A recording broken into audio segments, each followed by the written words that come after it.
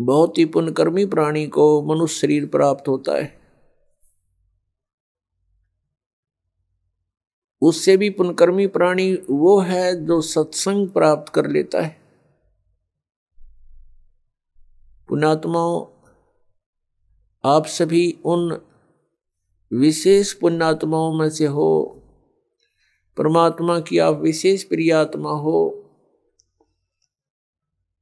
जो सत्संग सुन रहे हैं।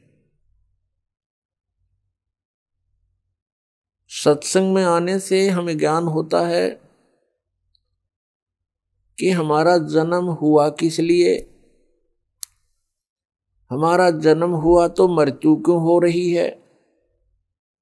हम सारा जीवन जिन भी वस्तुओं को कलेक्ट करने में लगा देते हैं, कोई मकान बनाया है, कहीं कोई कार खरीदी है, कितने कोई मोटरसाइकिल ली है और अन्य बहुत सा सामान हम इकट्ठा करते हैं और फिर हम तुरंत मर जाते हैं, मृत्यु हो जाती है। हम सारा जीवन यही सोचते रहते हैं कि ये घर मेरा है, ये परिवार मेरा है, ये पुत्र मेरा है या बेटी मेरी है, ये कार मेरी है या कोठी मेरी है। मृत्यु के तुरंत बाद इस शरीर का अंतिम संस्कार कर दिया जाता है और जीव का पता नहीं वो कहाँ चला जाता है। तो ये हमारा कहाँ था, ये हमारा कैसे हुआ, ये प्रत्येक प्राणी को ये ज्ञान है कि मृत्यु बहुत बुरी चीज है और सभी मृत्यु से डरते हैं और मृत्यु कंपलसरी। तो ये ऐसा क्यों हो रहा हमारे साथ कि हम मृत्यु से डरते हैं। अपने शरीर की रक्षा के लिए हम अपने प्रॉपर्टी को भी बेच करके ट्रीटमेंट पर लगाना उचित समझते हैं ताकि हमारा जीवन बना रहे, और सब कुछ करने के उपरांत भी एक दिन मृत्यु होनी ही होनी है। और ये मृत्यु हमें बिल्कुल खटकती है, कतई नहीं अच्छी लगती। इसका कारण क्या है? कभी माइंड पर थोड़ा बहुत हम विचार करने की सोचते, वजन डालते हैं तो कोई विकल्प नजर नहीं आता था, क्योंकि हम देखा करते थे कि जिनको हम भगवान मानते हैं वो भी मरे, श्री राम श्री कृष्ण, और उनकी मृत्यु देखी जाए तो बहुत आम व्यक्ति से भी गलत ढंग से हुई। भगवान श्री रामचंद्र जी ने सरयू नदी में जल समाधि ली जीवित। भगवान श्री कृष्ण जी के पैर में विषाक्त तीर मार के उनका वध हुआ। तो अब हम सोचने पर विवश हो चुके कि ये ऐसा क्यों हो रहा है। पहले तो हम इतना वजन नहीं देते थे क्योंकि हम सोच लेते थे मृत्यु होगी, लेकिन अभी नहीं। कोई 20 वर्ष का है, कोई 30 वर्ष का है, वह सोचता अभी थोड़ा मरना, मेरी तो 60 70 80 90 वर्ष की उम्र बताते हैं।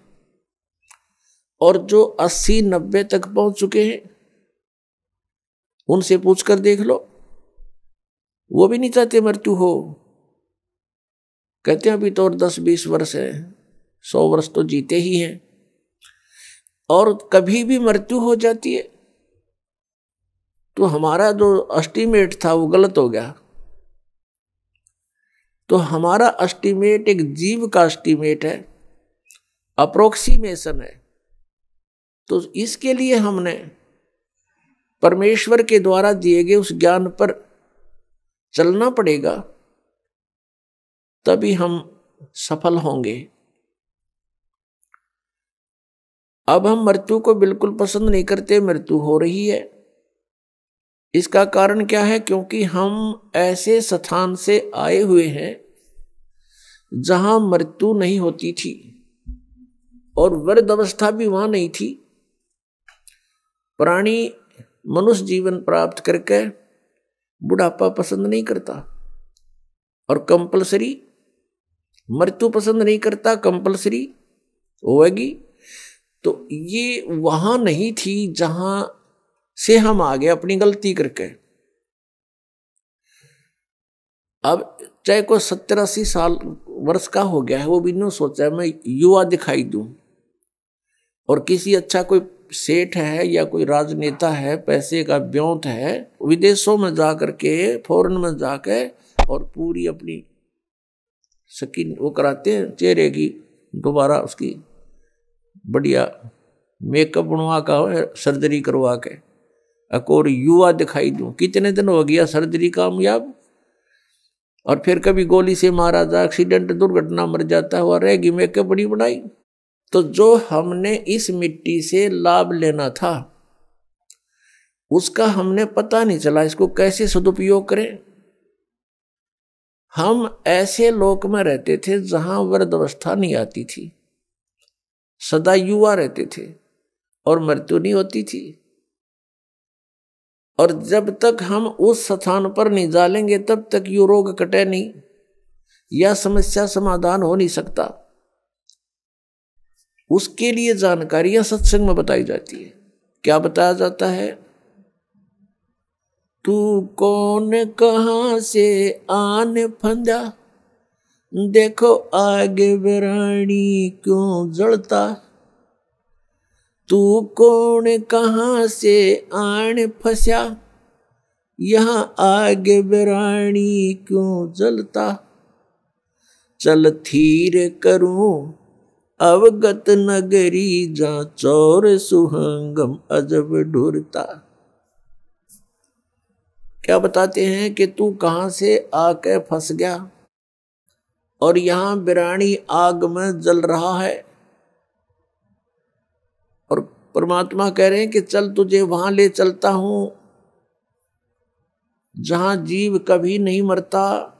उस लोक में चलो जहां जाने के बाद फिर कभी मृत्यु नहीं होगी। वो सत्यलोक है। सत्यलोक से हम सभी आए हुए हैं, और यहां हम कैसे आगे,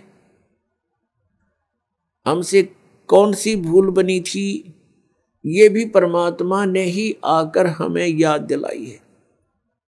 क्योंकि हम जो गलती वहां कर चुके थे हम उसको गलती नहीं मान रहे थे। जो हम सतलोक में गलती किया करते थे हमने उस गलती को गलती नहीं माना था, इसलिए हमें आज तक भी ये महसूस नहीं हुआ था कि हमने कौन सी गलती कर दी जो यहां दुर्गति हो रही है। तो ये जानकारी आपको सत्संग में बताई जाती है, दी जाती है, और ये ज्ञान जो आपको सुनाया जा रहा है ये परमेश्वर ने स्वयं आकर ही बताया है।